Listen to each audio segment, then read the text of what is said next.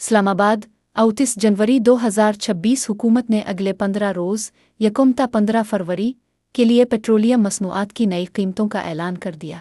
हुकूमत की जानिब से जारी किए गए नोटिफिकेशन के मुताबिक डीजल की कीमत में बड़ा इजाफा किया गया जबकि पेट्रोल के नर्ख बरकरार रखे गए हैं।